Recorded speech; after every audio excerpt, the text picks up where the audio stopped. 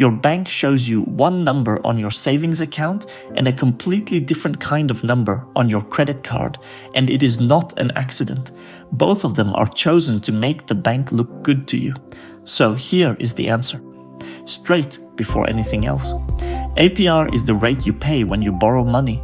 APY is the rate you earn when you save it. That is the first half of the difference. Here is the half that actually matters. APY includes compounding and APR does not. Compounding is interest earning interest on itself. So APY is almost always the bigger number, and that is exactly why banks love to show it to you on the accounts where you are the one earning and hide it on the accounts where you are the one paying. But that raises a much more uncomfortable question. If APY is the honest, complete number, why does your loan and your credit card only ever quote you an APR? Why does the bank switch which number it shows you depending on whether the money is flowing toward you or away from you? And here is the part that should genuinely bother you. Your credit card compounds too. It just does not advertise it, which means the real cost of carrying that balance is higher than the APR printed on your statement, and I am going to show you exactly how much higher, because once you see it, you cannot unsee it. First, let's be clear about what compounding actually is, because that one word is doing all the work here. Imagine you put $1,000 in a savings account that pays 5% a year. The simple way to think about it is you earn $50 and you are done. But that is not how the account works. The bank does not pay you once at the end of the year. It pays you a little slice every month. And here is the key move. The next month you earn interest not just on your original $1,000, but on the interest you already got. Your money starts earning money on its own earnings. That loop, interest stacking on top of interest, is compounding. It is small at first. Over years, it is the entire reason saving works at all. And to see why that loop matters so much, stretch it out. Take that same $1,000 at 5% a year and just leave it alone. After 1 year, you have about 1,050. Nothing dramatic. But leave it for 10 years and you do not have 1,500, the way flat, simple interest would give you. You have about 1,630 because every year's interest joined the pile and started earning on its own. Leave it for 30 years and that $1,000 becomes more than 4,300 and you never added a single cent. Flat interest over those same 30 years would hand you 2,500. That $1,800 gap is compounding and it is completely invisible in the 5% rate. APY is the number that finally makes it visible. So let's put a real number on the gap between APR and APY. Say a savings account advertises a 5% rate compounded monthly. The APR, the plain rate, is 5%. But because you earn interest on your interest 12 times across the year, the APY comes out to 5.12%. It does not sound like much. On $1,000, that is about $1 extra. But scale it up and stretch it across time, and that gap is where real money lives. The math behind it is one clean formula. You take 1 plus the rate divided by how many times it compounds, raise it to that number of times, and subtract 1. You do not need to memorize it. You just need to know that more frequent compounding always produces a bigger APY from the same starting rate. Now, watch what happens when we point that exact same machinery at your credit card, because this is where it stops being a nice little bonus and starts costing you. A credit card does not compound monthly, it compounds daily. Every single day, the interest you owe gets added to your balance, and the next day you owe interest on that slightly bigger number.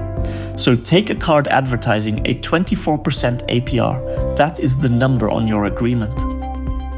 But run it through daily compounding, and the true annual cost, the APY equivalent, is about 27%. 3 whole percentage points appear out of nowhere. And they appear because the card is doing to your debt exactly what a savings account does to your savings. The only difference is direction. On savings, compounding is working for you. On a balance you carry, it is working against you every day quietly. So here is the trick laid bare. When the bank wants your money to look like it is growing, it shows you APY, the number that includes compounding and therefore looks biggest. When the bank wants your debt to look small, it shows you APR, the number that leaves compounding out. Same institution, same underlying math. Two different numbers, each one selected because it flatters the side of the deal the bank wants you to feel good about. It is not lying. Every number is real and disclosed. It is just choosing which true number you see first. And just like with loans, this did not get cleaned up because banks volunteered. Before 1991, banks calculated savings interest using wildly inconsistent methods. One bank's 5% was not the same as another bank's 5% because they compounded differently and defined the terms differently, and there was no standard number to compare them by. It was nearly impossible to shop for a savings account honestly, so Congress passed the Truth in Savings Act, and it forced every bank to disclose one standardized APY, calculated the same way everywhere, on every deposit account. If that sounds familiar, it should. It is the mirror image of the Truth in Lending Act from 1968, the one that forced APR onto every loan. 2 laws, 2 numbers. One made the borrowing number honest, the other made the saving number honest. The government had to legislate both, which tells you everything about how comparable these numbers were before. Here is why the compounding frequency detail is worth holding on to, because it is the part that actually changes your decisions. 2 savings accounts can both advertise a 5% rate and pay you different amounts. If one compounds daily and the other compounds annually, the daily one wins every time because it is looping interest onto interest more often. That is why you should never compare 2 accounts by their plain rate.